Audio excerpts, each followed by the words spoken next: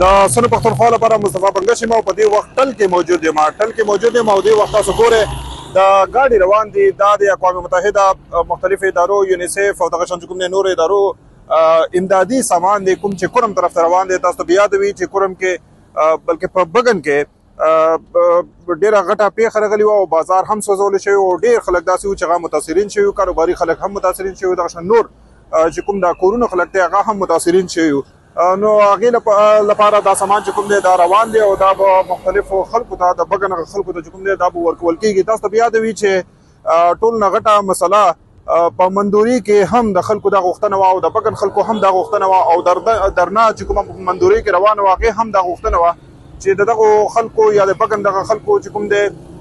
د دې د امداد وکړی شي. نو دغه شان چې کوم دی دا اوس ګاډي روان دي، دا تقریبا 12 ګاډي روان دي او په دغو 12 ګاډیو کې مختلف هغه څیزونه دي کوم چې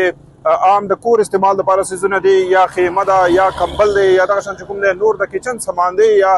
د کچن لوښي دي، نور داسې څیزونه چې کوم دی دا روان دي او بګن ته به دا ځي او بګن ته به چې کوم دی دا رسي.